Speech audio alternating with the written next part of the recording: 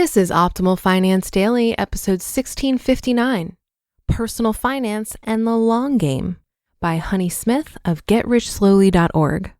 And I'm your host and personal finance enthusiast, Diana Merriam.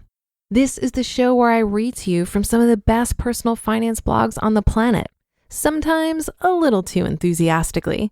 But I can't help it. Money is an incredible resource that we can use to craft the life of our dreams. And before we get to it, have you subscribed to our other podcasts? We cover personal development and minimalism, health, relationships, entrepreneurship, and life advice on the other shows. Just search for Optimal Living Daily wherever you get your podcasts to find them. But for now, let's get to today's post as we optimize your life. Personal Finance and the Long Game by Honey Smith with GetRichSlowly.org. When you think about it, personal finance is about playing the long game. Sure, it's about other things as well. It's about paying off debt. It's about spending less than you earn. But when you think about it overall, it's about making choices that are harder in the short term for the good of the long term. Here's what I mean. Saving for retirement. Saving for retirement, for example, means having less money to spend today. Having less to spend today can help avoid lifestyle inflation, which is generally regarded as a good thing. However, there are plenty of responsible things that could be done in the short term with that money. For example, you could pay off debt or give to a charitable cause that is meaningful to you. You could stash that cash in an emergency fund or eat organic foods and hire a personal trainer. None of those are necessarily bad choices. But you decide that taking responsibility for caring for yourself in the event that you are no longer able to work full time is more important, so you play the long game. Saving in liquid vehicles.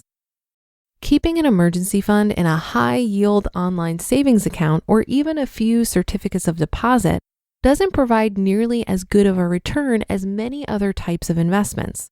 Notice the sarcastic quote marks around high yield. And even CD rates aren't much better at the moment. However, investments that typically provide higher returns are also riskier. That is, they don't always provide higher returns. In addition, keeping your funds and other types of investments may mean that they're not easily accessible if you need them quickly.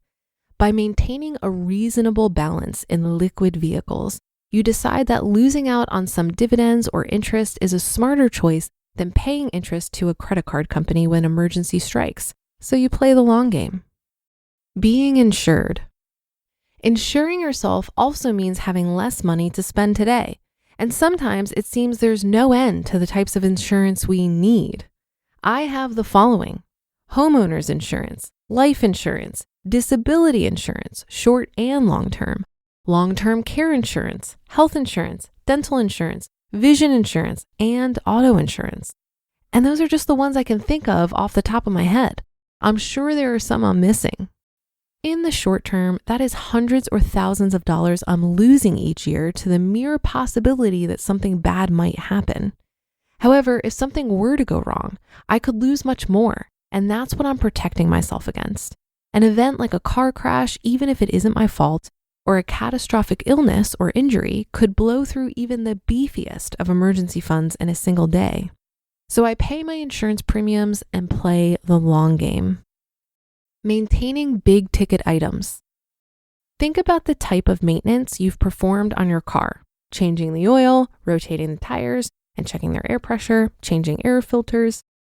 Now think about your house: changing the air filters, tuning up your air conditioner or heater annually, flushing the water heater, pruning large trees. Why do we pay to take care of the things we own? It's because the better we take care of them, the better they will work. You may save gas on getting better mileage, for example. Not only that, but regular maintenance can help extend the lives of big ticket items, so you don't have to pay the much higher replacement cost. In this case, playing the long game can mean you'll be less likely to replace big ticket items at an inconvenient time. Replacing big ticket items. What? We just finished the section on maintaining big ticket items. Now I'm saying replace? Yes, part of playing the long game is knowing how long maintenance and judicious repair are the least expensive options, and when replacement will actually save more in the long run. In the case of our HVAC, for example, a $1,000 repair on our 20-plus-year-old unit, coupled with electric bills that exceeded $300 during the hottest part of the summer, meant that replacement was the better option. We're paying just over $5,500 for our new unit, which is definitely a play for the long game. However, we anticipate saving enough to make that investment worth it, especially since we save for the purchase and won't be paying any interest. Paying off debt. Financing your life with debt is a tricky proposition. Not only do you pay more over the long run because of interest, in essence, you're also placing a lot of bets that are unlikely to pay off. You're betting, for example, that you'll always make as much money as you do now. You're betting that you won't retire, be injured, or get sick. That's pretty much the opposite of playing the long game. Fortunately, making more than the minimum payment each month on your debts can save some money you would have spent on interest. It could also get those payments out of your life sooner so you can start funneling money into some other aspects of the long game. Financing big purchases judiciously. As I pointed out, sometimes it's cheaper to maintain or repair, and other times it's cheaper to replace. Similarly, sometimes it's cheaper to save and pay for things outright, and other times it's financially responsible to take on some debt. The trick is to be rational about these types of decisions if you can. Sadly, our relationship with money isn't always rational. For example, Jake's decision to take out student loans for 3 years to go to law school and gain a skill that would net him a 6-figure salary was financially sound. My decision to spend 8 years in graduate school accumulating an equivalent amount of student loans for degrees in English was not. To give another example, the combination of low interest rates and the value that homes in our area lost during the Great Recession led us to conclude that buying when we did was the better financial decision, even though we were unable to put 20% down. Waiting would have meant paying a higher purchase price and having a higher interest for an equivalent house, all while paying rent in the meantime. Priorities and the long game. Perhaps the biggest trick to the long game is realizing that you can't do everything at once. As the saying goes, you can have anything you want, but you can't have everything you want. You have to establish financial priorities and create your own personalized long game.